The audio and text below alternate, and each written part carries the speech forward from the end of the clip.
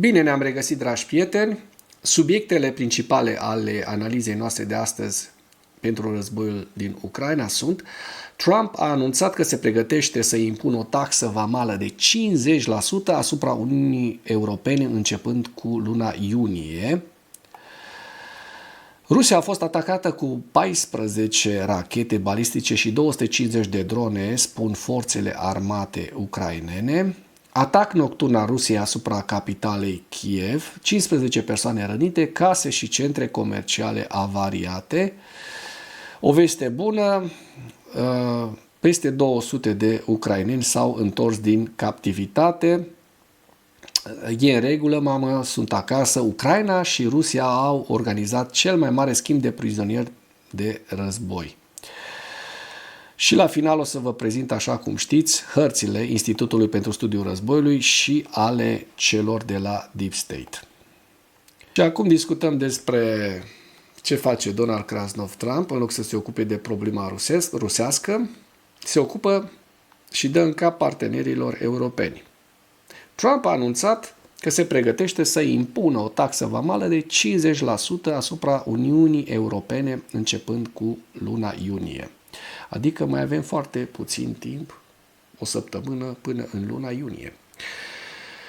Președintele american Donald Krasnov Trump a anunțat necesitatea introducerii unui tarif de 50% pentru bunurile importate din Uniunea Europeană.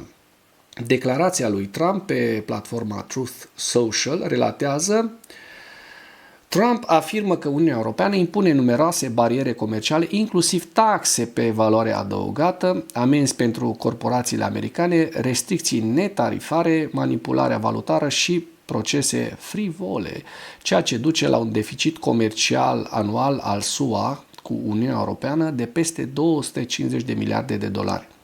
Trump a numit-o total inacceptabilă. El a subliniat că negocierile cu Uniunea Europeană nu progresează și, prin urmare, a propus ca răspuns introducerea unei taxe de 50% pentru toate mărfurile din Uniunea Europeană începând cu 1 iunie 2025. Recomandă un tarif de 50% pentru mărfurile din Uniunea Europeană începând cu 1 iunie 2025. Acest tarif nu se va aplica produselor fabricate sau asamblate în Statele Unite, a spus acesta. Presa a relatat pe 23 mai că reprezentantul comercial șef al Uniunii Europene, Maroš Šefčovič, va purta o conversație telefonică cu omologul său american, Jamieson Greer, pentru a evalua procesul negocierilor tarifare. Pe 12 mai, Trump s-a plâns că Uniunea Europeană este mai rea decât China atunci când vorbea despre perspectivele comerciale bilaterale. Iar secretarul trezoreriei americane Scott Bessent și-a exprimat îndoielile cu privire la posibilitatea de a ajunge rapid la un acord comercial cu Uniunea Europeană, spunând că discuțiile sunt blocate pe o problemă de acțiune colectivă. Rușinos ceea ce face Statele Unite ale Americii, ceea ce fac Statele Unite ale Americii cu Europa în ultimul timp, lăsând-o să se descurce singură și cu Rusia, să ajute singură Ucraina, și acum dându-i în cap comercial. Pentru că nu e așa, mi-a țărit foarte mulți în cap când am spus de Krasnov, că este și Krasnov Trump. Acest om este un agent de influență rusească fără niciun dubiu. Fără niciun dubiu prin tot ceea ce a făcut. Rusia a atacat Ucraina cu 14 rachete balistice și 250 de drone. Potrivit forțelor aeriene ucrainene, noaptea de 24 mai, rușii au lansat asupra Ucrainei 14 rachete balistice Iskander-M și 250 de drone de atac.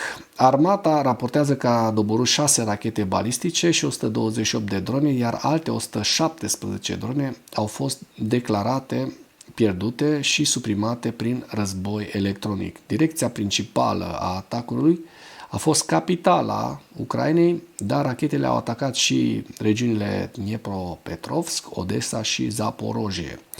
În urma atacului inamic, regiunile Kiev, Dnipropetrovsk, Odessa, Kharkiv, Donetsk și Zaporozhye au avut de suferit. atac nocturn al Rusiei asupra capitalei, 15 persoane rănite, case și centre comerciale avariate.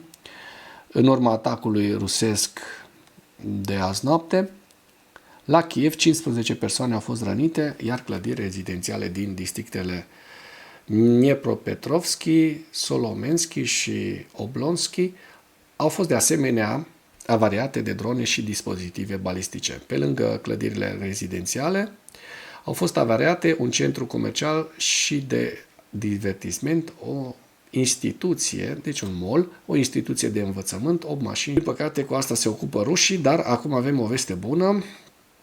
Este vorba despre cel mai mare schimb de prizonieri din acest război dintre Ucraina și Rusia. Ochii li se umplu de lacrimi când aud oameni strigând mulțumesc și slavă Ucrainei.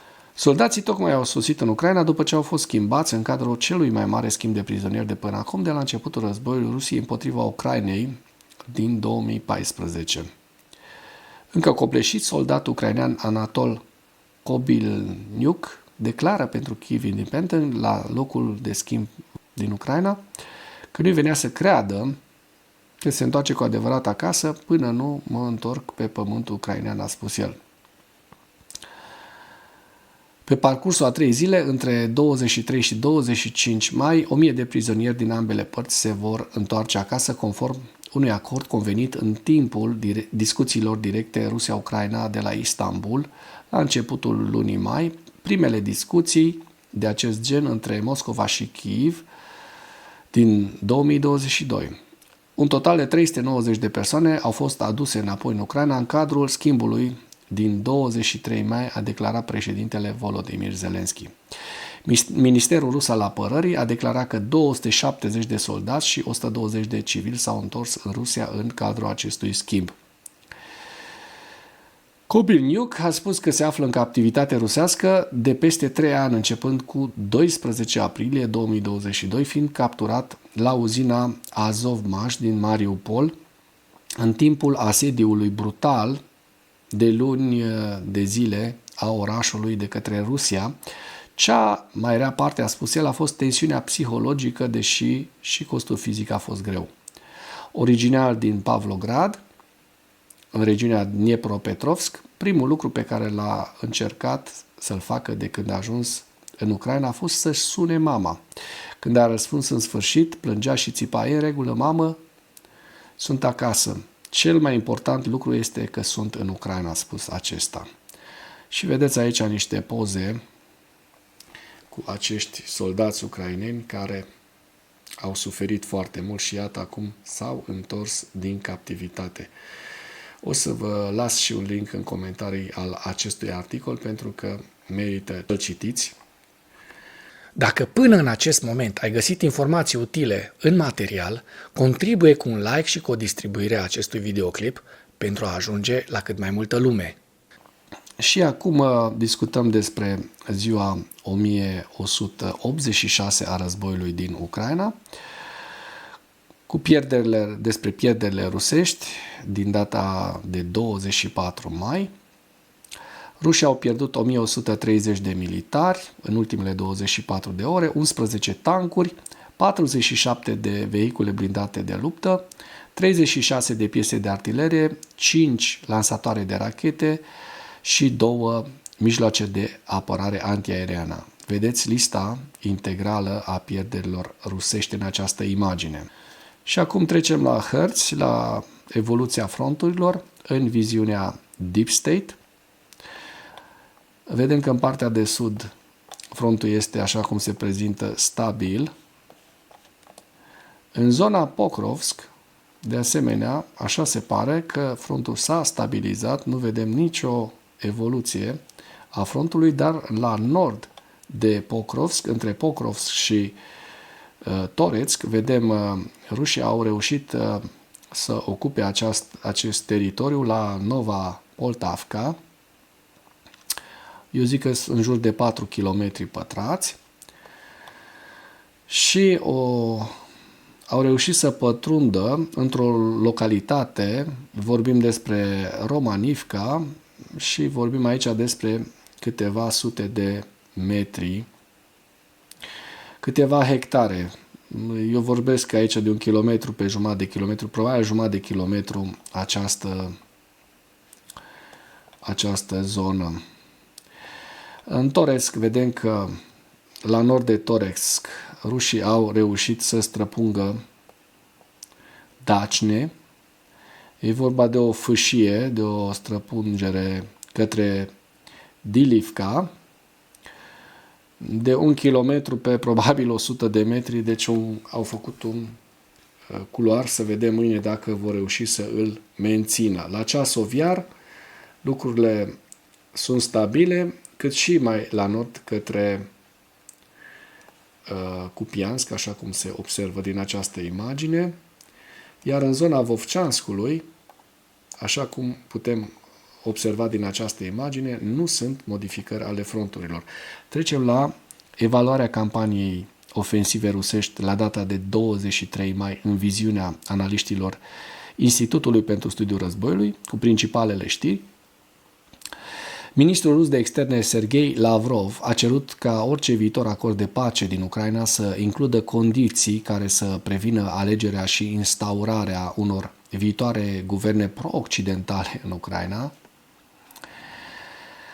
Ucraina și Rusia au efectuat un schimb de prizonieri de război și civili în valoare de 390 pentru 390 de persoane pe data de 23 mai, despre care v-am vorbit, ca parte a unui schimb mai amplu de 1000 pentru 1000 de prizonieri convenit în timpul recentelor negocieri bilaterale de la Istanbul. Se pare că forțele ruse au executat recent mai mulți prizonieri de război ucraineni pe câmpul de luptă. Președintele rus Vladimir Putin a aprobat o aplicație experimentală de monitorizare a migranților, probabil în efortul de a potoli revendicările ultranaționaliștilor ruși, continuând în același timp să utilizeze migranți pentru a sprijini generarea de forță de muncă și a atenua deficitul de forță de muncă. Și în această imagine vedem hărțile Institutului pentru Studiul Războiului, Tetkino, Belgorod, Sumă, Lugansk, Toretsk,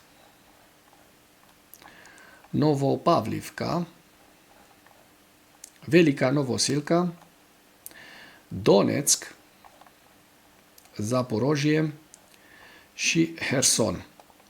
Și cu acest ultim detaliu închei materialul nostru de astăzi cu rugămintea, dacă ați găsit informații utile în acest material, să nu ezitați să-l distribuiți pentru a ajunge la cât mai multă lume. Iar eu vă mulțumesc pentru că ați urmărit acest videoclip până la final și vă doresc un weekend plăcut.